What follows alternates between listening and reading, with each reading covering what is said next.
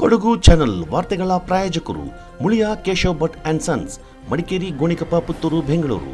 Bharati radio house, electronic ಉಪಕರಣಗಳ ಬೃಹತ್ ಮಳಿಗೆ, ಗಣಪತಿ ಬೀದಿ, ಮಡಿಕೇರಿ, ಮುಖ್ಯ ರಸ್ತೆ, Gonikoppal. A2Z super market, Vishwamanava double road, Kuvempu Nagar, Mysuru. Wood look furniture, ಪೀಠೋಪಕರಣಗಳ ಬೃಹತ್ ಮಳಿಗೆ, ಆಲ್ವೆಸಲ್ ಟವರ್, ಕೊಯ್ನೂರು ರಸ್ತೆ, ಮಡಿಕೇರಿ. ಶಾರದಾ ಜ್ಯುವೆಲರಿ, ಕೊಡಗಿನ ಸಾಂಪ್ರದಾಯಿಕ ಆಭರಣಗಳ ವಿಶಾಲ ಮಳಿಗೆ, Aras road, Mysuru. Rohan city residential and commercial, Vijay, Mangaluru. ZRN Kaveri silks, art and craft emporium, ಅಪ್ಪಟ ರೇಷ್ಮೆ ಸೀರೆಗಳ ಮಳಿಗೆ, ಮೈಸೂರು ರಸ್ತೆ, ಮಡಿಕೇರಿ. ಕೊಡಗು ಜಿಲ್ಲಾ ಉಸ್ತುವಾರಿ ಸಚಿವರಾದ NS ಬೋಸರಾಜು, ಕಂದಾಯ ಸಚಿವರಾದ ಕೃಷ್ಣ ಬೈರೇಗೌಡ, ಶಾಸಕರಾದ ಡಾಕ್ಟರ್ ಮಂತ್ರಗೌಡ ಅವರು ಕೊಡಗು ಜಿಲ್ಲೆಯ ಮಳೆಹಾನಿ ಪ್ರದೇಶಗಳಿಗೆ ಬುಧವಾರ ಭೇಟಿ ನೀಡಿ ವೀಕ್ಷಿಸಿದರು. ಕುಶಾಲನಗರ ತಾಲೂಕಿನ ಹಾರಂಗಿ ಬಳಿಯ ಅತ್ತೂರು ಗ್ರಾಮಕ್ಕೆ ತೆರಳಿ ಅಲ್ಲಿನ ಮನೆ ಹಾನಿ ವೀಕ್ಷಿಸಿದ ಸಚಿವ ದ್ವಯರು ಸಂತ್ರಸ್ತ ಕುಟುಂಬದವರಿಗೆ ಧೈರ್ಯ ತುಂಬಿದ್ರು. ಮುಂಗಾರು ಸಂದರ್ಭದಲ್ಲಿ ಅಪಘಾತಗಳನ್ನು ತಪ್ಪಿಸಿಕೊಳ್ಳುವುದು ಅತಿ ಮುಖ್ಯ. ಆ ನಿಟ್ಟಿನಲ್ಲಿ ಜೀವ ಉಳಿಸಿಕೊಳ್ಳುವತ್ತ ಗಮನ ಹರಿಸಬೇಕೆಂದು ಇದೇ ಸಂದರ್ಭ ಸಚಿವರು ಸಲಹೆ ಮಾಡಿದರು. ಸರ್ಕಾರ ಅಗತ್ಯ ಪರಿಹಾರ ನೀಡುವ ಜೊತೆಗೆ ಸೂಕ್ತ ಸ್ಥಳದಲ್ಲಿ ಮನೆ ನಿರ್ಮಿಸಿಕೊಡಲಿದೆ. ಯಾರೂ ಕೂಡ ಆತಂಕಕ್ಕೆ ಒಳಗಾಗಬಾರದು. ಸದ್ಯ ಪರಿಹಾರ ಕೇಂದ್ರದಲ್ಲಿ ವಾಸ್ತವ್ಯ ಹೂಡುವಂತಾಗಬೇಕೆಂದು ಕಂದಾಯ ಸಚಿವರು ಮನವಿ ಮಾಡಿದರು. ಬಳಿಕ ವಾಲ್ನೂರು ತ್ಯಾಗತ್ತೂರು ಗ್ರಾಮದ ಪ್ರಾಥಮಿಕ ಶಾಲೆಯಲ್ಲಿ ತೆರೆದಿರುವ ಕಾಳಜಿ ಕೇಂದ್ರಕ್ಕೆ ಭೇಟಿ ನೀಡಿ ಸಂತ್ರಸ್ತರ ಯೋಗಕ್ಷೇಮವನ್ನು ವಿಚಾರಣೆ ಮಾಡಿದರು. ಜುಲೈನಲ್ಲಿ ಹೆಚ್ಚಿನ ಮಳೆಯಾಗಿರುವುದರಿಂದ ಆಗಸ್ಟ್ ತಿಂಗಳಲ್ಲಿ ಹೆಚ್ಚಿನ ಮುನ್ನೆಚ್ಚರ ವಹಿಸಬೇಕಿದೆ. ಆ ನಿಟ್ಟಿನಲ್ಲಿ ಪ್ರವಾಹ ಪೀಡಿತ ಮತ್ತು ಭೂಕುಸಿತ ಪ್ರದೇಶದ ಜನರು ಕಾಳಜಿ ಕೇಂದ್ರಕ್ಕೆ ಸ್ಥಳಾಂತರವಾಗುವುದು ಅತಿ ಮುಖ್ಯವಾಗಿದೆ. ಜೀವ ಉಳಿಸಿಕೊಂಡಲ್ಲಿ ಮುಂದೆ ಏನಾದರೂ ಸಾಧನೆ ಮಾಡಬಹುದು. ಆ ನಿಟ್ಟಿನಲ್ಲಿ ಪ್ರತಿಯೊಬ್ಬರೂ ಮುನ್ನೆಚ್ಚರಿಕೆ ವಹಿಸಬೇಕೆಂದು ಸಚಿವ ದ್ವಯರು ಹೇಳಿದರು.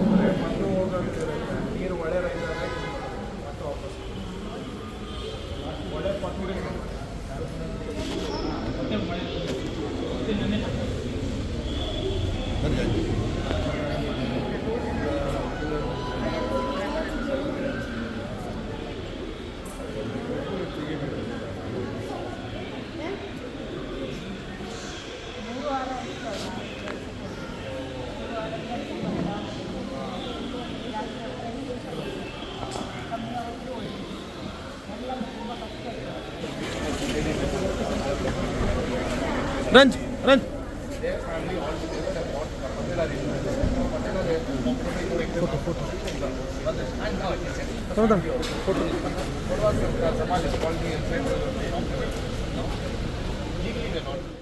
So the next one is not stuck in a chain. It's one of the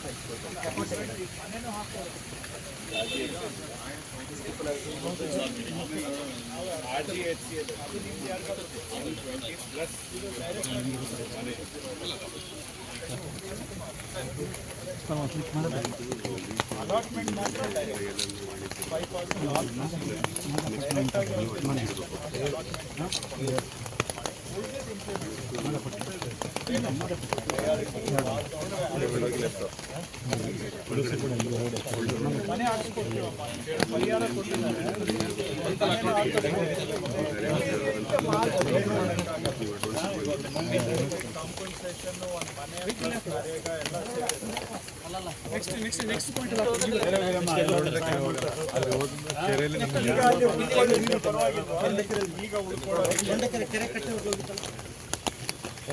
ಎಷ್ಟು ಸಮಯದಲ್ಲಿ ಆಗಿದೆ ಇದು?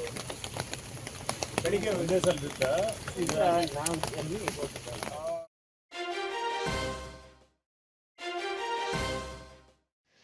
ಕೇರಳದ ವಯನಾಡು ಜಿಲ್ಲೆಯಲ್ಲಿ ಸಂಭವಿಸಿದ ಸರಣಿ ಭೂಕುಸಿತದಲ್ಲಿ ಮೃತಪಟ್ಟವರ ಸಂಖ್ಯೆ 153ಕ್ಕೆ ಏರಿಕೆಯಾಗಿದೆ. ಇನ್ನು ನೂರಾರು ಮಂದಿ ಅವಶೇಷಗಳಡಿ ಸಿಲುಕಿರುವ ಶಂಕೆ ವ್ಯಕ್ತಗೊಂಡಿದ್ದು, ಎನ್ಡಿಆರ್ಎಫ್ ಸಿಬ್ಬಂದಿ ರಕ್ಷಣಾ ಕಾರ್ಯಾಚರಣೆ ಮುಂದುವರೆಸಿದ್ದಾರೆ. ಭೀಕರ ದುರಂತದಿಂದಾಗಿ ಜಿಲ್ಲೆಯ ಮೇಪಾಡಿ ಪಟ್ಟಣ ವ್ಯಾಪ್ತಿಯ ಮುಂಡಕೈ, ಚೂರಲ್ಮಲ, ಅಟ್ಟಮಲ ಹಾಗೂ ಸಮೀಪದ ನೂಲ್ಪುಳ ಗ್ರಾಮಗಳು ಅಕ್ಷರಶಃ ಕೊಚ್ಚಿ ಹೋಗಿವೆ. ಘಟನೆಯಲ್ಲಿ 130ಕ್ಕೂ ಹೆಚ್ಚು ಮಂದಿ ಗಾಯಗೊಂಡಿದ್ದಾರೆ ಎಂದು ವರದಿಯಾಗಿದೆ. ಮಲಪ್ಪುರಂ ಜಿಲ್ಲೆಯ ನಿಲಂಬೂರು ಬಳಿಯ ಪೋತ್ಕಲ್ನ 40 ಕಿಲೋಮೀಟರ್ ದೂರದಲ್ಲಿ ಮಕ್ಕಳು ಸೇರಿದಂತೆ ಮಹಿಳೆಯರು, ವೃದ್ಧರ ಅನೇಕ ಶವಗಳು ಪತ್ತೆಯಾಗಿವೆ. ಮೃತದೇಹಗಳು ಛಿದ್ರವಾಗಿದ್ದು, ಗುರುತು ಇನ್ನೂ ಪತ್ತೆಯಾಗಿಲ್ಲ ಎಂದು ಅಧಿಕಾರಿಗಳು ತಿಳಿಸಿದ್ದಾರೆ. ಮೇಪಾಡಿ ಭಾಗದಲ್ಲಿ ಕಳೆದೆರಡು ದಿನಗಳಿಂದ 200 ಮಿಲಿಮೀಟರ್ ವರೆಗೆ ಭಾರೀ ಮಳೆಯಾಗ್ತಾ ಇದ್ದು, ಪ್ರವಾಹ ಪೀಡಿತರನ್ನ ಜಿಲ್ಲಾಡಳಿತ ಸುರಕ್ಷಿತ ಸ್ಥಳಗಳಿಗೆ ಸ್ಥಳಾಂತರ ಮಾಡಿದೆ.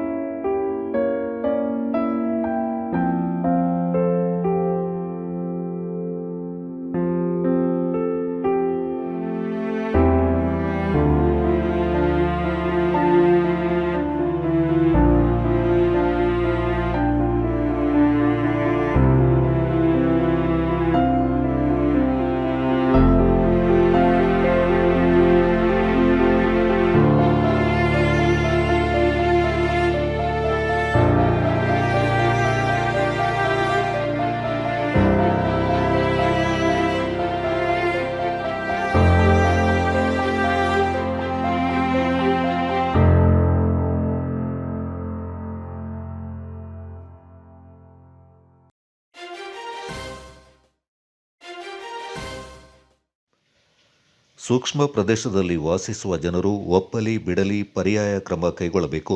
ಜನರು ಬೇಡ ಅಂದರೆ ಸ್ಥಳಾಂತರ ಮರೆತು ಬಿಡಬಾರದು. ಜನರ ಪ್ರಾಣ ರಕ್ಷಣೆ ದೃಷ್ಟಿಯಲ್ಲಿ ಕೆಲವು ನಿಷ್ಠುರ ಹೆಜ್ಜೆಗಳನ್ನು ಸರ್ಕಾರ ಇಡಬೇಕಾಗುತ್ತೆ. ಗುರುತಿಸಿರುವ ಸೂಕ್ಷ್ಮ ಮನೆ ವಸತಿ ಪ್ರದೇಶಗಳಿಂದ ನಿವಾಸಿಗಳನ್ನು ಬಲವಂತವಾಗಿ ಆದರೂ ಸ್ಥಳಾಂತರ ಮಾಡಬೇಕೆಂದು ಅಧಿಕಾರಿಗಳಿಗೆ ಕಂದಾಯ ಸಚಿವರು ತಾಕೀತು ಮಾಡಿದರು. ದುರಂತ ಸಂಭವಿಸಿದರೆ ಸರ್ಕಾರ ಜವಾಬ್ದಾರಿಯಾಗುತ್ತೆ. ಪ್ರಾಣಹಾನಿ ಎಲ್ಲದಕ್ಕಿಂತ ದೊಡ್ಡ ನಷ್ಟ. ಈ ಸಂದರ್ಭ ಜಿಲ್ಲಾಡಳಿತ ಶಿಸ್ತಿನಿಂದ ನಡೆದುಕೊಳ್ಳಬೇಕು. ಬೇಜವಾಬ್ದಾರಿ ವರ್ತನೆ ನಮ್ಮ ಸೂಚನೆ ಪಾಲಿಸದಿದ್ದರೆ ಲಾಠಿ ರುಚಿ ತೋರಿಸಲು ಸೂಚಿಸಿದ್ದೇನೆ. ಇಂತಹ ಕಠಿಣ ಕ್ರಮ ಕೈಗೊಳ್ಳದಿದ್ದರೆ ಕಷ್ಟವಾಗುತ್ತೆ. ವಿಜ್ಞಾನಿಗಳ ಅಥವಾ ಹಿಂದಿನ ಘಟನಾವಳಿಗಳನ್ನು ಗಮನಿಸಿ ಸೂಕ್ಷ್ಮ ಪ್ರದೇಶ ವಾಸಿಗಳನ್ನು ಖಾಲಿ ಮಾಡಿಸಬೇಕು. ಈ ಸಂದರ್ಭ ಜನಪ್ರಿಯತೆ ಮುಖ್ಯವಲ್ಲ, ಪ್ರಾಣ ರಕ್ಷಣೆ ಮುಖ್ಯ. ಪ್ರಾಣ ಹೋದ ನಂತರ ಪರಿಹಾರ ನೀಡುವುದು ನಮ್ಮ ಉದ್ದೇಶವಲ್ಲ, ಪ್ರಾಣ ಉಳಿಸುವುದು ನಮ್ಮ ಉದ್ದೇಶ. ಯಾವುದೇ ಜೀವಹಾನಿ ಆಗಬಾರದು ಎಂಬುದು ಸರ್ಕಾರದ ಧ್ಯೇಯವಾಗಿದೆ. ಜಿಲ್ಲಾಡಳಿತವು ನಿಷ್ಠುರ ನಡೆ ಅನುಸರಿಸಬೇಕೆಂದು ಒತ್ತಿ ಹೇಳಿದರು. ನೋಡಿ, ಅವರು ಬಿಜೆಪಿಯವರು, JDSನವರು ಕರ್ನಾಟಕಕ್ಕೆ ಏನಾದರೂ ಕೇಂದ್ರ ಸರ್ಕಾರದಿಂದ ನ್ಯಾಯವನ್ನ ಕೊಡಿಸ್ತಕ್ಕಂಥ ಕೆಲಸ ಮಾಡಬೇಕು. ಇವತ್ತು ಕರ್ನಾಟಕ ತಮಗೆ ಗೊತ್ತಿದೆ, ಹೋದ ವರ್ಷ ಬರಗಾಲ ಬಂದಾಗ ನಾವು ಬರ ಪರಿಹಾರ ಕೇಳಿದಾಗ ಕೇಂದ್ರ ಸರ್ಕಾರ ನಮಗೆ ಬಿಡಿಗಾಸನ್ನು ಕೂಡ ಕೊಡಲಿಲ್ಲ. ನಾವು ಸುಪ್ರೀಂ ಕೋರ್ಟಿಗೆ ಹೋಗಿ ಕಾನೂನಿನ ಹೋರಾಟ ಮಾಡಿದ ಮೇಲೆ ನಮಗೆ 3,454 ಕೋಟಿ ಬಂದಿದ್ದು. ಆವತ್ತು ಒಬ್ಬ ಕೇಂದ್ರದ ಮಂತ್ರಿನೂ ಕೂಡ ಕರ್ನಾಟಕಕ್ಕೆ ಸಂವಿಧಾನಬದ್ಧವಾಗಿ ಬರಬೇಕಾಗಿರೋ ಅನುದಾನ ಕೊಡಿ ಅಂತ ನಮ್ಮ ಪರವಾಗಿ ಮಾತಾಡಲಿಲ್ಲ. ಈ ಬಾರಿ ಸೆಂಟ್ರಲ್ ಬಜೆಟ್ನಲ್ಲಿ ಕರ್ನಾಟಕಕ್ಕೆ ದೊಡ್ಡ 0 ಕೊಟ್ಟಿದ್ದಾರೆ.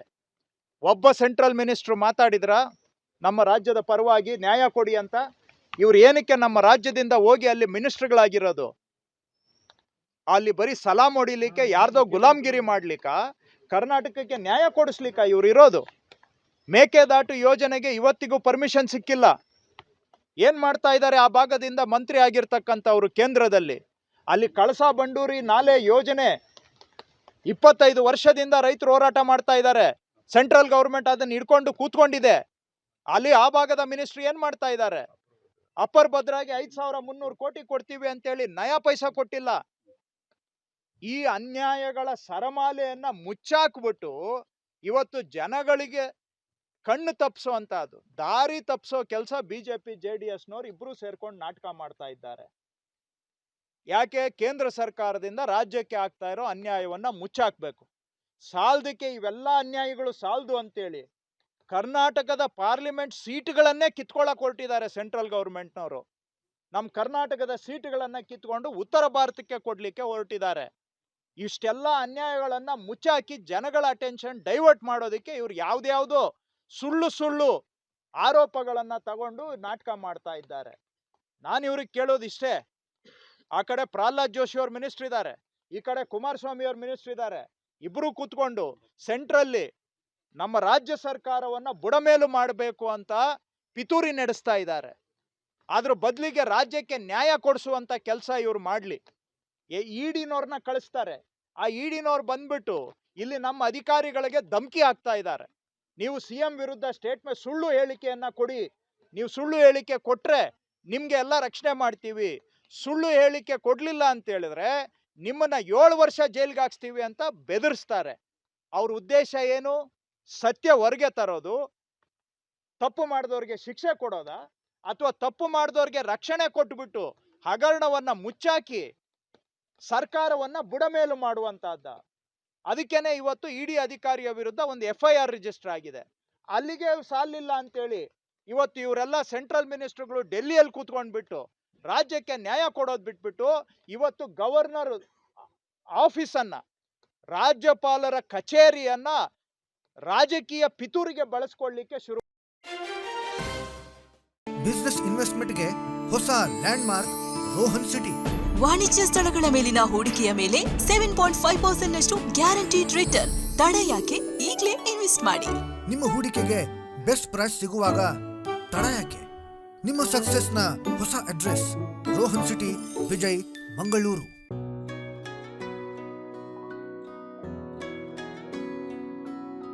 ಪ್ರೀತಿಯ ಸಂಕೇತ, ಅಳಿಯದ ಸಂಬಂಧ,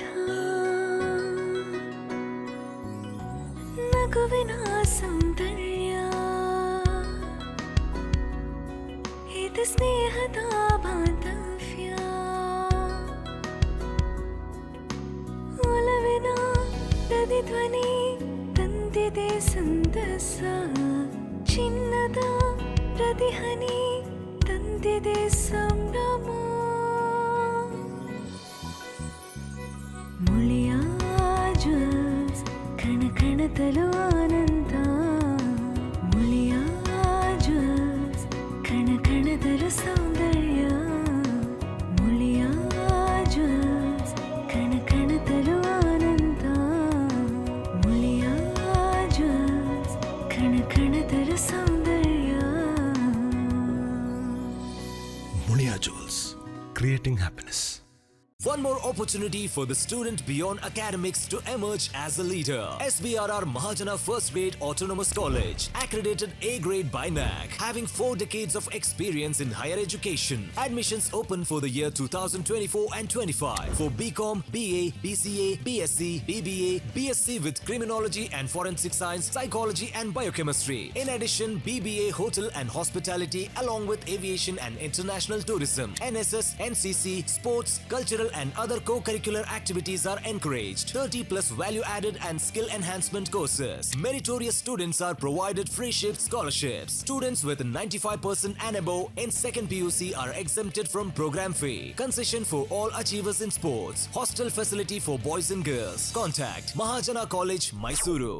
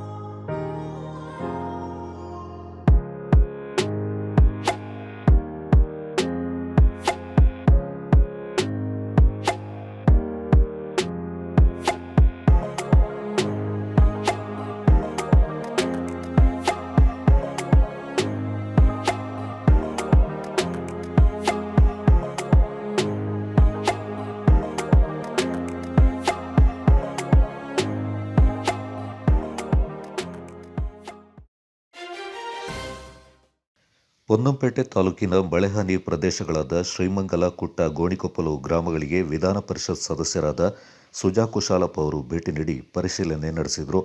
ಭಾರೀ ಮಳೆಯಿಂದಾಗಿ ಪೊನ್ನಂಪೇಟೆ ತಾಲೂಕಿನ ಶ್ರೀಮಂಗಲ ಗ್ರಾಮ ಪಂಚಾಯಿತಿ ವ್ಯಾಪ್ತಿಯ ಕಳ್ಳೆಂಗಡ ಕಿಸಾನ್ ಎಂಬುವರಿಗೆ ಸೇರಿದ ಮನೆಯ ಅರ್ಧ ಭಾಗ ಕುಸಿದು ಬಿದ್ದಿದ್ದು, ಸ್ಥಳಕ್ಕೆ ಸುಜಾ ಕುಶಾಲಪ್ಪ ಅವರು ಭೇಟಿ ನೀಡಿ ಪರಿಶೀಲನೆ ನಡೆಸಿದರು. ಕುಟ್ಟ ಮಂಚಳ್ಳಿ ರಸ್ತೆಯಲ್ಲಿ ಬರೆ ಕುಸಿತಗೊಂಡ ಸ್ಥಳವೊಂದ ಎಂಎಲ್ಸಿ ಸುಜಾ ಕುಶಾಲಪ್ಪ ವೀಕ್ಷಿಸಿದರು. ಕುಟ್ಟ ಗ್ರಾಮ ಪಂಚಾಯತ್ ವ್ಯಾಪ್ತಿಯ ನಾತಂಗಲ್ ಗ್ರಾಮದ ಅನೀಸ್ ಎಂಬವರ ಮನೆಯ ತಡೆಗೋಡೆ ಮಳೆಯಿಂದಾಗಿ ಕುಸಿದು ಬಿದ್ದಿದ್ದು, ಸ್ಕೂಟಿ ಹಾಗೂ ಬೈಕೊಂದು ಮಣ್ಣಿನಡಿಯಲ್ಲಿ ಸಿಲುಕಿಕೊಂಡಿದ್ದು, ಸ್ಥಳಕ್ಕೆ ಭೇಟಿ ನೀಡಿ ಪರಿಶೀಲನೆ ನಡೆಸಿದರು.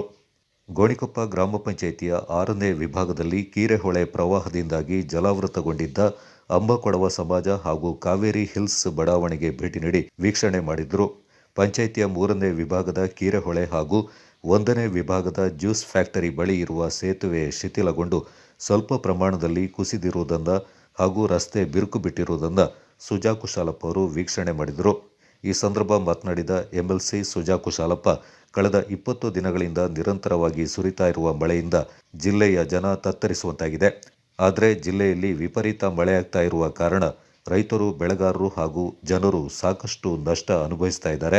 ಮನೆ ಹಾನಿ, ಸೇತುವೆ, ರಸ್ತೆ ಸಂಪರ್ಕ ಕಡಿತ, ವಿದ್ಯುತ್ ಕಡಿತ, ಕಾಫಿ ಬೆಳೆ ನಷ್ಟ ಹೀಗೆ 10 ಹಲವು ಸಮಸ್ಯೆಗಳನ್ನು ಎದುರಿಸುತ್ತಿರುವ ಕೊಡಗಿನ ಜನತೆಯ ಬಗ್ಗೆ ರಾಜ್ಯ ಸರ್ಕಾರ ಗಮನಹರಿಸಿ ಕೊಡಗಿಗೆ ವಿಶೇಷ ಪ್ಯಾಕೇಜ್ ಅನ್ನು ಘೋಷಿಸಬೇಕೆಂದು ಒತ್ತಾಯಿಸಿದರು.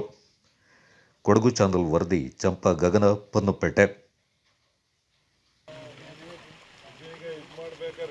ಅಲ್ಲಿ ಗಂಟೆ ಹೋಗ್ಬೇಕಂತಲ್ಲ, ಬರೀ ಇಲ್ಲಿ ಮಾಡಿದ್ರೆ ಸಾಲದು ಗಂಟೆ ಅಲ್ಲ. ಫ್ಯೂಚರ್ ಮೂಲೆಯಿಂದೇ ಮಾಡಬೇಕು. ಎಲ್ಲಿ ಅಲ್ಲಿಂದ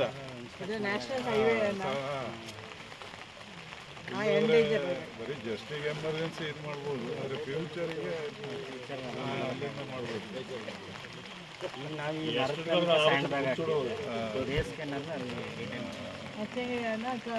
ಒನ್ ಮಂತ್ ಟೈಮ್ ಇರ್ತದೆ. 1 ಮಂತ್ ಗತನೆ ಲೋಕಲ್ಸ್ ಎಂತ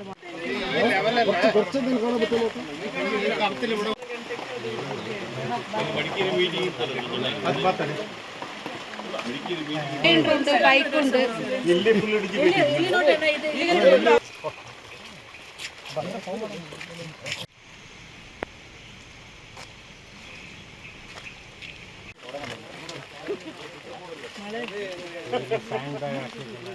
ಮಳೆ ಮತ್ತು ನಾವು ಪ್ರತಿ ಒಬ್ಬರಲ್ಲೂ ಕಾಳಜಿ ಕೇಂದ್ರ ಓಪನ್ ಮಾಡಿದ್ದೀವಿ. ಈಗ ಬಲ್ಲೆಮಂಡಲದಲ್ಲಿ ಒಂದು ಕುರ್ಚಿ ಅಂತ ಗ್ರಾಮ ಇದೆ, ಒಂದು 3 ಮನೆ ಮುಳುಗಡೆ ಆಗಿತ್ತು, ಅಂದರೆ ನೀರು ಬಂದಿತ್ತು. ಸೊ ಆ ಮನೆಗೆ ನಾವೇನು ಮಾಡಿದ್ವಿ ಕರ್ಕೊಂಡೋಗ್ಬಿಟ್ಟು ಬಲ್ಲೆಮಂಡಲದಲ್ಲಿ ಅಂಗನವಾಡಿ ಕೇಂದ್ರದಲ್ಲಿ ಅವ್ರಿಗೆ ಕಾಳಜಿ ಕೇಂದ್ರ ಓಪನ್ ಮಾಡಿದ್ವಿ. ಇವಾಗ ಇರೋದೇ ಕಾಲ್ ಬಂದಿತ್ತು, ಒಂದು 6,500 ರೂಪಾಯಿ ಮತ್ತು 1 ಲಕ್ಷ ಅಷ್ಟೇ.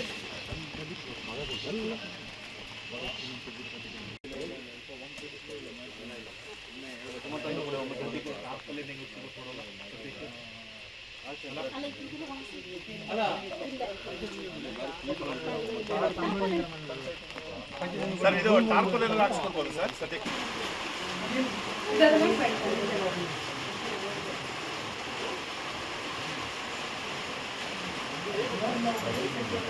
ಸರ್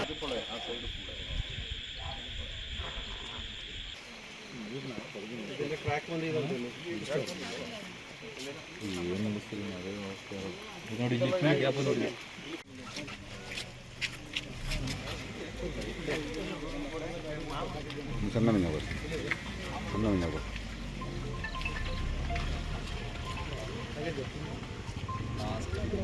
ಕೊಡಗು ಜಿಲ್ಲೆಯಲ್ಲಿ ಕಳೆದ 20 ದಿವಸದಿಂದ ಕಂಟಿನ್ಯೂಸ್ ಆಗಿ ಮಳೆ ಸುರಿತಾ ಇರೋದ್ರಿಂದ ಕೊಡಗು ಜಿಲ್ಲೆಯಲ್ಲಿ ವಿಪರೀತವಾದ ನಷ್ಟ ಆಗಿದೆ. ಕಳೆದ ಸಾರಿ ಒಂದು ಜಿಲ್ಲಾಡಳಿತ ಇವತ್ತು ಏನು ಸರ್ವೆ ಮಾಡಿ ಅದರ ರಿಪೋರ್ಟ್ ತಗೊಂಡಿದ್ದಾರೆ 35 ಕೋಟಿ ತಿಂತು. ಆ 35 ಕೋಟಿ ಆ ರಿಪೋರ್ಟ್ ಕೊಟ್ಟ ಮೇಲೆ ಈಗ ವಿಪರೀತ ಕಳೆದ 1 ವಾರದಿಂದ ಲಾಸ್ ಆಗಿದೆ. ನಾನು ಕಳೆದ ವಿಧಾನ ಪರಿಷತ್ತಲ್ಲೂ ಅಷ್ಟೇ ಕೊಡಗು ಜಿಲ್ಲೆಗೆ ಈ ಸಾರಿ ಒಂದು ವಿಶೇಷವಾದ ಪ್ಯಾಕೇಜನ್ನು ಘೋಷಣೆ ಮಾಡಬೇಕು ಅಂತೇಳಿ ಒತ್ತಾಯ ಮಾಡಿದ್ದೇನೆ. ಯಾಕೆ ಅಂತ ಹೇಳಿದ್ರೆ ಇವತ್ತು ಕೊಡಗು ಜಿಲ್ಲೆಯಲ್ಲಿ ಮಳೆ ಹೊಡೆದರೆ ಮಾತ್ರ ಇವತ್ತು ಮೈಸೂರು, ಮಂಡ್ಯ, ಬೆಂಗಳೂರು ಮತ್ತು ತಮಿಳುನಾಡಿಗೆ ನೀರು ಹೋಗುವಂಥದ್ದು. ಇವತ್ತು ಈ ವರ್ಷ ಮಳೆ ಹೊಡೆದು ಕಳೆದ ವರ್ಷಕ್ಕಿಂತ 2 ಪಟ್ಟು ಜಾಸ್ತಿ ಮಳೆ ಹೊಡೆದು ಇವತ್ತು KRS ತುಂಬಿ ನಮ್ಮ ಹಾರಂಗಿ ತುಂಬಿ ಹರಿತಾ ಇದೆ. ಹಲವು ಮನೆಗಳು ಕುಸಿದೋಗಿದೆ, ಬಿದ್ದಿದೆ. ಹಾಗೆ ತಡೆಗೋಡೆಗಳು, ಬ್ರಿಡ್ಜ್ಗಳು, ಹಾಗೆ ರಸ್ತೆಗಳು ವಿಪರೀತ ಕೊಡಗು ಜಿಲ್ಲೆಯಲ್ಲಿ ಹಾಳಾಗಿದೆ. ಹಾಗೆ ಬೆಳೆ, ಕಾಫಿ ಬೆಳೆ ಇರ್ಬೋದು, ಏಲಕ್ಕಿ ಇರ್ಬೋದು, ಮೆಣಸು ಇರ್ಬೋದು, ಅಡಿಕೆ, ಈ ಬೆಳೆಗಳು ಕಂಪ್ಲೀಟ್ ಕೊಳೆ ರೋಗ ಬಂದು ನಾಶ ಆಗಿದೆ. ಆದ್ದರಿಂದ ಸರ್ಕಾರ ಇವತ್ತು ವಿಶೇಷವಾದ ಗಮನ ಹರಿಸಿ ಕೊಡಗು ಜಿಲ್ಲೆಗೆ ಒಂದು ಬೆಳೆ ಸರ್ವೆಯನ್ನು ಮಾಡಿ ಮತ್ತು ರಸ್ತೆಗಳಿಗೆ ಒಂದು ವಿಶೇಷವಾದ ಪ್ಯಾಕೇಜನ್ನು ಕೊಡಬೇಕು.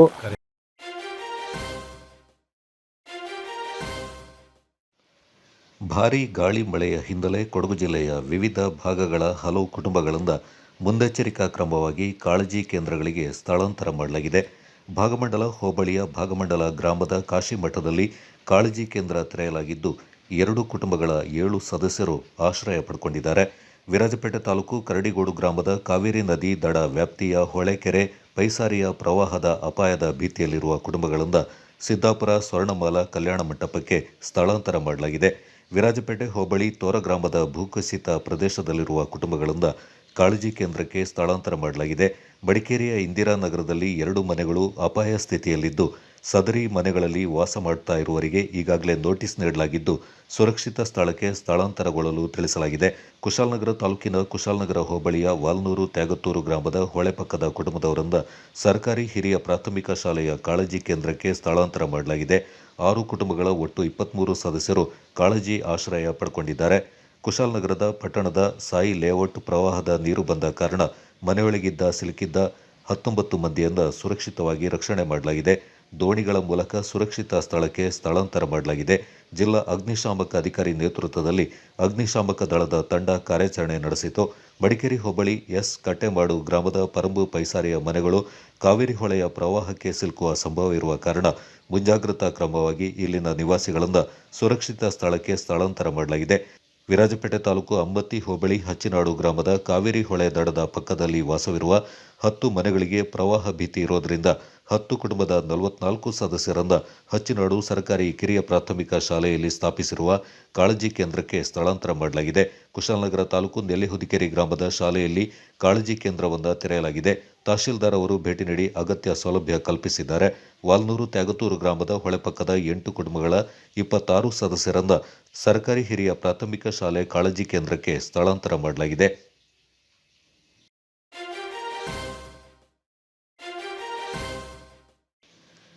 ಶ್ರೀ ಕೋದಂಡರಾಮ ದೇವಾಲಯ ದಸರಾ ಸಮಿತಿ ಸಭೆಯಲ್ಲಿ ಮುಂದಿನ ಸಾಲಿಗೆ ಶ್ರೀ ಕೋಟೆ ಮಾರಿಯಮ್ಮ ಯುವಕ ಮಿತ್ರ ಮಂಡಳಿ ದಸರಾ ಸಮಿತಿಗೆ ದಶಮಂಟಪ ಸಮಿತಿಯ ಅಧಿಕಾರ ಹಸ್ತಾಂತರ ಮಾಡಲಾಯಿತು. ಈ ಸಂದರ್ಭ ಮಡಿಕೇರಿ ದಸರಾ ಕಾರ್ಯಾಧ್ಯಕ್ಷರಾದ ಪ್ರಕಾಶ್ ಆಚಾರ್ಯ, ದಸರಾ ಸಮಿತಿಯ ಪ್ರಧಾನ ಕಾರ್ಯದರ್ಶಿ ರಾಜೇಶ್ ಯಲ್ಲಪ್ಪ, ನಿರ್ಗಮಿತ ಅಧ್ಯಕ್ಷರಾದ ಮಂಜುನಾಥ್, 2024ನೇ ಸಾಲಿನ ದಶಮಂಟಪ ಅಧ್ಯಕ್ಷ ಜಿಸಿ ಜಗದೀಶ್, ದೇಚೂರು ಗಣಪತಿ ದೇವಾಲಯ ದಸರಾ ಸಮಿತಿ ಅಧ್ಯಕ್ಷರಾದ ಚಂದ್ರಶೇಖರ್ ಮತ್ತಿತರರು ಪಾಲ್ಗೊಂಡಿದ್ದರು. ಇದೇ ಸಂದರ್ಭ ನೂತನ ಸಾಲಿನ ಅಧ್ಯಕ್ಷರಾದ ಜಿಸಿ ಜಗದೀಶ್ ಅವರನ್ನು ಶ್ರೀ ಕೋದಂಡರಾಮ ದಸರಾ ಸಮಿತಿ ವತಿಯಿಂದ ಸನ್ಮಾನಿಸಿ ಗೌರವಿಸಲಾಯಿತು. ಮುಂದಕ್ಕೆ ಹೋಗಿದ್ವಿ. ಅದೇ ರೀತಿ ಇವರು ಕೋಟೆ ಮರಿಯಮ್ಮ ಕೂಡ ಅದೇ ರೀತಿ ಬಾಕ್ಸ್ ಇಟ್ಕೊಂಡು ಮುಂದಿನ ಎಲ್ಲ ದಸರಾನ ಯಶಸ್ವಿಗೊಳಿಸಬೇಕು ಅಂತ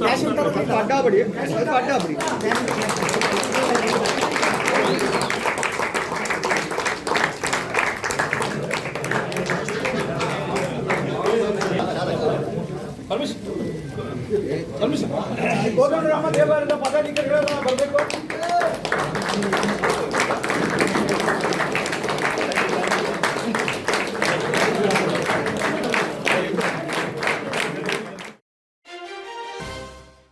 ಕೊಡಗಿನಲ್ಲಿ ಸುಯೋಗ್ ಮೆಡ್ಸಿಟಿ ಮೆಡಿಕಲ್ ಸೆಂಟರ್ ಆರಂಭ. ಮೈಸೂರಿನ ಸುಪ್ರಸಿದ್ಧ ಸುಯೋಗ್ ಸೂಪರ್ ಸ್ಪೆಷಾಲಿಟಿ ಆಸ್ಪತ್ರೆಯ ಅನುಭವಿ ವೈದ್ಯರುಗಳ ಸೇವೆ ಕೊಡಗಿನ ಗೋಣಿಕೊಪ್ಪಲಿನಲ್ಲಿ ಆರಂಭಗೊಂಡಿದೆ. Suyog Medcity medical centre, Kaveri complex, ಮುಖ್ಯ ರಸ್ತೆ, ಗೋಣಿಕೊಪ್ಪಲು. ಡಾಕ್ಟರ್ ಶರತ್ ಕುಮಾರ್, ಜೀರ್ಣಾಂಗ ಶಸ್ತ್ರಕ್ರಿಯಾ ತಜ್ಞರು. ಇವರು ಪ್ರತಿ ಮಂಗಳವಾರ ಬೆಳಿಗ್ಗೆ 10 ರಿಂದ ಮಧ್ಯಾಹ್ನ 1 ಗಂಟೆಯವರೆಗೆ ಗೋಣಿಕೊಪ್ಪಲಿನ ಸುಯೋಗ್ ಮೆಡ್ಸಿಟಿ ಮೆಡಿಕಲ್ ಸೆಂಟರ್ನಲ್ಲಿ ಲಭ್ಯವಿರುತ್ತಾರೆ. ಡಾಕ್ಟರ್ ಅಭಿಜಿತ್, ಮೂತ್ರಜನಕಾಂಗ ಶಸ್ತ್ರಕ್ರಿಯಾ ತಜ್ಞರು. ಇವರು ಪ್ರತಿ ಮಂಗಳವಾರ ಬೆಳಗ್ಗೆ 10 ಗಂಟೆಯಿಂದ ಮಧ್ಯಾಹ್ನ 1 ಗಂಟೆವರೆಗೆ ಸುಯೋಗ್ ಮೆಡ್ಸಿಟಿ ಮೆಡಿಕಲ್ ಸೆಂಟರ್ನಲ್ಲಿ ಲಭ್ಯವಿರುತ್ತಾರೆ. ಡಾಕ್ಟರ್ ರವಿಕುಮಾರ್, ಹೃದಯ ತಜ್ಞರು. ಇವರು ಪ್ರತಿ ಶುಕ್ರವಾರ ಬೆಳಗ್ಗೆ 9:30 ರಿಂದ 11 ಗಂಟೆಯವರೆಗೆ ಲಭ್ಯವಿರುತ್ತಾರೆ.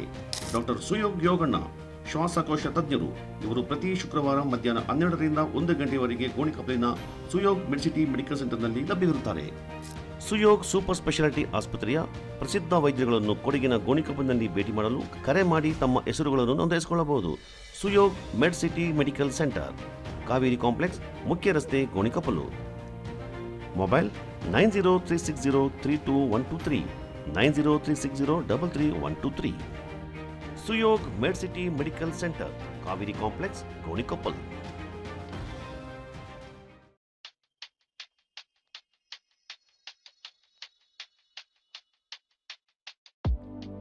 Shining senses in your life.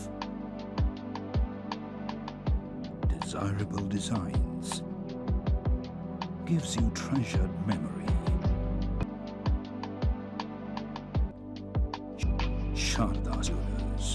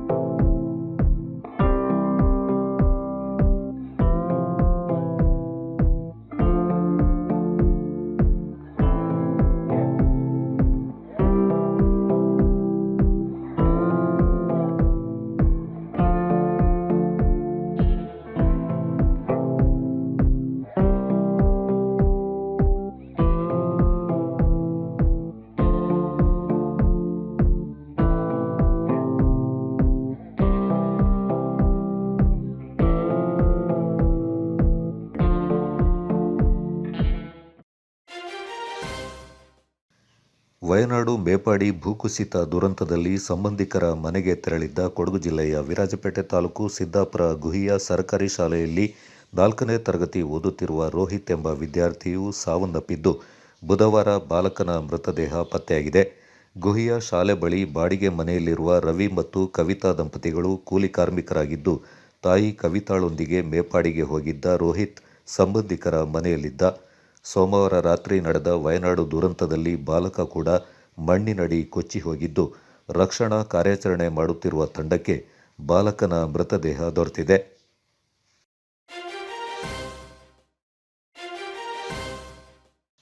Ponnampet taluk tahsildar Mohan Kumar ಅವರ ಅಧ್ಯಕ್ಷತೆಯಲ್ಲಿ ತಾಲೂಕು ಮಟ್ಟದ ವಿವಿಧ ಇಲಾಖಾಧಿಕಾರಿಗಳ ಸಭೆ ತಾಲೂಕು ಕಚೇರಿ ಸಭಾಂಗಣದಲ್ಲಿ ನಡೆಯಿತು. ತಾಲೂಕು ವ್ಯಾಪ್ತಿಯಲ್ಲಿ ಮಳೆ ಹೆಚ್ಚಾಗಿರುವ ಹಿನ್ನೆಲೆಯಲ್ಲಿ ಅಧಿಕಾರಿಗಳು ಕೇಂದ್ರ ಸ್ಥಾನದಲ್ಲೇ ಇರಬೇಕು. ತಮ್ಮ ಇಲಾಖಾ ವ್ಯಾಪ್ತಿಯಲ್ಲಿ ಮಳೆ ಹಾನಿ ಬಗ್ಗೆ ರಸ್ತೆ, ವಿದ್ಯುತ್ ಸಮಸ್ಯೆ ಸೇರಿದಂತೆ ಇತರ ಸಮಸ್ಯೆಗಳು ತಲೆದೋರಿದಲ್ಲಿ ಕೂಡಲೇ ಸ್ಥಳಕ್ಕೆ ತೆರಳಿ ಪರಿಶೀಲನೆ ನಡೆಸಿ ತಾಲೂಕು ಆಡಳಿತಕ್ಕೆ ಮಾಹಿತಿಯನ್ನು ಸಲ್ಲಿಸಬೇಕು. ಹೋಬಳಿಗೊಂದು ಕಾಳಜಿ ಕೇಂದ್ರ ತೆರೆಯಲಾಗಿದ್ದು, ನೋಡಲ್ ಅಧಿಕಾರಿಗಳು ಕಾಳಜಿ ಕೇಂದ್ರಗಳಿಗೆ ಭೇಟಿ ನೀಡಿ ಪರಿಶೀಲನೆ ನಡೆಸಬೇಕು. ಆಹಾರ ಕಿಟ್ಗಳ ವಿತರಣೆಗೆ ಕ್ರಮ ಕೈಗೊಳ್ಳಬೇಕೆಂದು ತಾಲೂಕು ತಹಶೀಲ್ದಾರ್ ಮೋಹನ್ ಕುಮಾರ್ ಅವರು ಅಧಿಕಾರಿಗಳಿಗೆ ಸೂಚನೆ ನೀಡಿದರು. ಮಳೆಯಿಂದ ಹಾನಿಗೊಳಗಾದ ಪ್ರದೇಶಗಳಿಗೆ ಸಂಬಂಧಪಟ್ಟ ಇಲಾಖಾಧಿಕಾರಿಗಳು ಭೇಟಿ ನೀಡಿ ಸ್ಥಳ ಪರಿಶೀಲನೆ ನಡೆಸಿ ಜಿಲ್ಲಾಧಿಕಾರಿಯವರಿಗೆ ಮಾಹಿತಿ ನೀಡಬೇಕೆಂದು ತಿಳಿಸಿದರು. ಸಭೆಯಲ್ಲಿ ವಿರಾಜಪೇಟೆ ಡಿವೈಎಸ್ಪಿ ಮೋಹನ್ ಕುಮಾರ್, ತಾಲೂಕು ಆರೋಗ್ಯಾಧಿಕಾರಿ ಯತಿರಾಜ್, ನೋಡಲ್ ಅಧಿಕಾರಿ ನವೀನ್, ವಿವಿಧ ಇಲಾಖಾಧಿಕಾರಿಗಳು ಹಾಜರಿದ್ದರು. ಕೊಡಗು ಚಾನಲ್ ವರದಿ ಚಂಪಾ ಗಗನ, ಪೊನ್ನಂಪೇಟೆ. ನೀವು ಪರಿಹಾರ ಕಾರ್ಯ ಏನಿರುತ್ತೆ ಪರಿಹಾರ ಕಾರ್ಯ ಮಾಡಲಿಕ್ಕೆ ಸುಲಭ ಆಗುತ್ತೆ. ಅಟ್ಲೀಸ್ಟ್ ಜನಗಳನ್ನ ಕನ್ವಿನ್ಸ್ ಮಾಡಲಿಕ್ಕೆ ನಮ್ಮ ಪೊಲೀಸ್ನವರಲ್ಲಿ ಬೀಟ್ ಕಾನ್ಸ್ಟೇಬಲ್ನ ನಾವು ನೇಮಿಸಿ ಕಳಿಸ್ಕೊಟ್ಟಿದ್ದೀವಿ. ಫಸ್ಟ್ ಇಂಟಿಮೇಷನ್ ನಮಗೆ ಕೊಡಿ. ಮತ್ತು ತಾಲೂಕು ಆಫೀಸರ್ಸ್ ಎಲ್ಲ ಒಳ್ಳೆ ಕೋಆರ್ಡಿನೇಷನಲ್ಲಿ ಒಂದು ಟೀಮ್ ವರ್ಕ್ ಮಾಡೋಣ. ಯಾಕೆಂದರೆ ಇದೊಂದು ತಿಂಗಳು ಮಳೆ ಟೈಮಲ್ಲಿ ಏನು ನೀವು ಎಲ್ಲ ಸಹಕಾರ ಕೊಡ್ತೀರಿ, ಅದ್ರ ಮೇಲೆ ನಮ್ಮ ತಾಲೂಕು ಆಡಳಿತದ ಮೇಲೆ ಒಂದು ರೆಪ್ರೆಸೆಂಟೇಷನ್ ಬರುತ್ತೆ. ಸೊ ಜನಗಳಿಗೆ ಈಗ ಡಿ ಸಿ ಸರ್ ಹೇಳಿದಾಗೆ ನೋ ಕ್ಯಾಶುಯಾಲಿಟೀಸು, ಜೀವ ಹಾನಿ ಆಗೋಕ್ಕೆ ಯಾವುದೇ ಕಾರಣಕ್ಕೂ ನಾವು ಅವಕಾಶ ಕೊಡೋದು ಬೇಡ. ಮತ್ತು ಹೋಬಳಿ ನೋಡಲ್ ಆಫೀಸರ್ಸು ದಯವಿಟ್ಟು ನಿಮ್ಮ ಕಾಳಜಿ ಕೇಂದ್ರಕ್ಕೆ ಮತ್ತೆ ಭೇಟಿ ನೀಡಿ. ಇವಾಗ ಕಸ್ಬಾದಲ್ಲಿ ಇವಾಗ ಒಂದು ಶಿಫ್ಟ್ ಮಾಡಬೇಕಾಗತ್ತೆ.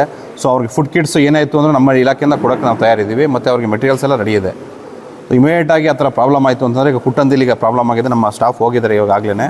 ಸೊ ಅವ್ರು ಶಿಫ್ಟ್ ಮಾಡಬೇಕಾದ್ರೆ ಇಲ್ಲಿ ಗೋಣಿಕೊಪ್ಪದಲ್ಲಿ ಮಾಡ್ತೀವಿ, ಇಲ್ಲಾಂದರೆ ಹಾಸ್ಟೆಲ್ಸ್ ಯಾವ್ದಾರು ಇದು ಮಾಡ್ತೀವಿ. ಹೋಬಳಿಗೊಂದು ಕಾಳಜಿ ಕೇಂದ್ರ ಅಂತೂ ನಾವು ಮಾಡಿದ್ದೀವಿ. ಸೊ ಅಲ್ಲಿಗೆ ಇಮಿಡಿಯೇಟಾಗಿ ಶಿಫ್ಟ್ ಮಾಡ್ಸೋಕೆ ಇದು ಮಾಡಿ. ಫುಡ್ ಕಿಟ್ಸ್ ನಾವು ಕೊಡ್ತೀವಿ. ಬೇರೆ ನಿಮ್ಮ ಇಲಾಖೆಯಿಂದ ವ್ಯಾಪ್ತಿಯಿಂದ ಏನೇ ಇತ್ತು ಅಂತಂದರೆ ದಯವಿಟ್ಟು ಕಾಂಟ್ಯಾಕ್ಟಲ್ಲಿರಿ. ಮತ್ತು ನೆಕ್ಸ್ಟು ಮುಂದಕ್ಕೆ ಫರ್ದರಲ್ಲಿ ಇನ್ನು ನೆಕ್ಸ್ಟ್ ಯಾರೋ ರಾಜಕಾರಣಿಗಳಿರ್ಬೋದು, ಇಲ್ಲ ಯಾರೋ ವಿರೋಧ ಪಕ್ಷ ನಾಯಕರು ಇರ್ಬೋದು, ಮತ್ತು ಇನ್ಯಾರು ಭೇಟಿ ಕೊಡ್ತಾ ಇರ್ತಾರೆ. ಸೊ ನಾವು ಅದನ್ನು ನಿಮ್ಗೆ ಅಲರ್ಟ್ ಮಾಡ್ತೀವಿ ತಾಲೂಕು ಗ್ರೂಪಲ್ಲಿ. ನೆಕ್ಸ್ಟು ನಾವು ಮೀಟಿಂಗ್ ಮಾಡೋದು ಬೇಡ, ಇವತ್ತು ಇಮಿಡಿಯೇಟಾಗಿ ಅರ್ಜೆಂಟ್ ಇತ್ತು ಅಂತಂದ್ಬಿಟ್ಟು ಮತ್ತು ಏನು ಕೆಲಸ ಕಾರ್ಯಗಳಾಗಿದೆ ಅಂತ ಒಂದು ರಿವ್ಯೂ ಮಾಡೋಕ್ಕೆ ಈ ಮೀಟಿಂಗ್ ಕರಿತಿದ್ದೀವಿ ಅಷ್ಟೇ. ನೆಕ್ಸ್ಟ್ ದಿನದಲ್ಲಿ ಮುಂದಿನ ದಿನದಲ್ಲಿ ಗೂಗಲ್ ಮೀಟಲ್ಲಿ ಮಾಡೋಣ. ಸೊ ದಟ್ ಎಲ್ಲರೂ ಫೀಲ್ಡಲ್ಲಿರಿ, ಅಲರ್ಟ್ ಆಗಿರಿ. ನಿಮ್ಮ ಇನ್ನು ಬೇರೆ ಏನಾರ ಸಮಸ್ಯೆಗಳಿದ್ದರೆ ದಯವಿಟ್ಟು ನಮ್ಮ ಗಮನಕ್ಕೆ ತನ್ನಿ.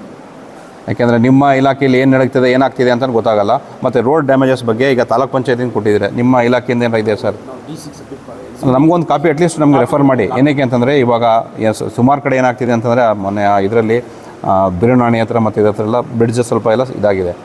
ಸೊ ನಿಮ್ಮ ಯಾರೋ ಪಿ ಡಿ ಒ ಇದ್ದರು, ಪಿ ಡಿ ಒಗೆ ಅವ್ರು ಇನ್ಸ್ಟ್ರಕ್ಷನ್ ಕೊಟ್ಟಿದ್ದಾರೆ. ಆಗಿದೆಯಾ?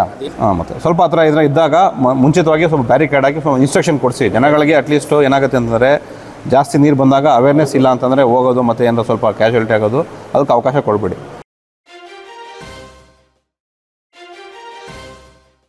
ನಪಕ್ಲು ವ್ಯಾಪ್ತಿಯಲ್ಲಿ ಮಂಗಳವಾರ ಸುರಿದ ಧಾರಾಕಾರ ಮಳೆಗೆ ಚೆರಿಯಪರಂಬು ಗ್ರಾಮದಲ್ಲಿ ಕಾವೇರಿ ನದಿ ಮೈದುಂಬಿ ಹರಿದು ಜನರು ಪ್ರವಾಹದ ಸಂಕಷ್ಟವನ್ನು ಎದುರಿಸ್ತಾ ಇದ್ದ ಸಂದರ್ಭ ಗ್ರಾಮದ ನಿವಾಸಿ ಪರವಂಡ ಸಿರಾಜ್ ಎಂಬುವರು ಪ್ರವಾಹದ ನೀರಲ್ಲಿ ಸಿಲುಕುತ್ತಿದ್ದ ನಾಯಿಮರಿಗೆ ಜೀವ ರಕ್ಷಣೆ ನೀಡಿ ಮಾನವೀಯತೆ ಮೆರೆದಿದ್ದಾರೆ. ಗ್ರಾಮದಲ್ಲಿರುವ ತನ್ನ ಮನೆಯ ಸುತ್ತಲೂ ಕಾವೇರಿ ನದಿ ಪ್ರವಾಹ ಬಂದು ಆವರಿಸಿ ದಿಕ್ಕು ತೋಚದೆ ಮನೆಯ ವಸ್ತುಗಳನ್ನು ಸ್ಥಳಾಂತರ ಮಾಡುವ ಭರದಲ್ಲಿದ್ದಾಗ ಪ್ರವಾಹ ಆವರಿಸಿದ್ದ ತನ್ನ ಮನೆಯ ಸಮೀಪದ ಸ್ಮಶಾನದ ಕಟ್ಟಡವೊಂದರಿಂದ ನಾಯಿಮರಿಯ ಕೂಗು ಸಿರಾಜ್ ಅವರ ಕಿವಿಗೆ ಕೇಳಿಬಂದಿದೆ.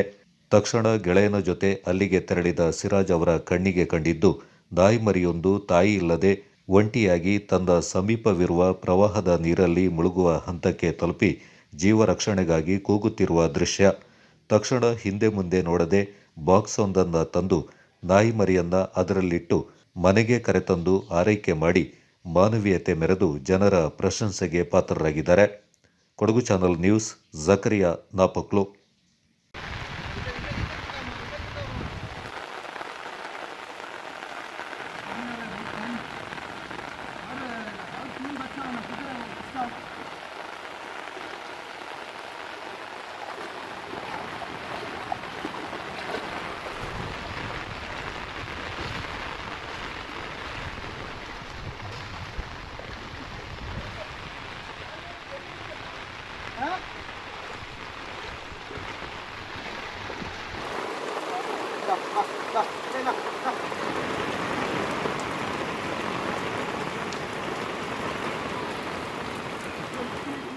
ಇಡೀ ಚೆರಿಯಪರಂಬು ಗ್ರಾಮವೇ ಮುಳುಗಡೆ ಆಗುತ್ತಿದ್ದ ಒಂದು ಸಂದರ್ಭದಲ್ಲಿ ನಾನು ನನ್ನ ಮನೆಯ ವಸ್ತುಗಳನ್ನು ಸ್ಥಳಾಂತರಿಸುತ್ತಿದ್ದಾಗ ಪಕ್ಕದ ಸ್ಮಶಾನದಿಂದ ಒಂದು ನಾಯಿ ಮರಿಯ ಶಬ್ದವು ಕೇಳಿಬಂತು. ತಕ್ಷಣ ನಾನು ಮತ್ತು ನನ್ನ ಗೆಳೆಯ ಅಲ್ಲಿಗೆ ಧಾವಿಸಿ ಹೋದಾಗ ಅಲ್ಲಿ ಒಂದು ನಾಯಿ ಮರಿಯು ಕಂಡುಬಂತು. ಆ ನಾಯಿ ಮರಿಯನ್ನು ಅಲ್ಲಿಂದ ತಂದು ನನ್ನ ಮನೆಯಲ್ಲಿ ಇರಿಸಿಕೊಂಡು ಅದಕ್ಕೆ ಹಾಲು ಮತ್ತು ಇನ್ನಿತರ ವಸ್ತುಗಳನ್ನು ಕೊಟ್ಟು ಅದನ್ನು ಆರೈಕೆ ಮಾಡಿದ್ದೇನೆ.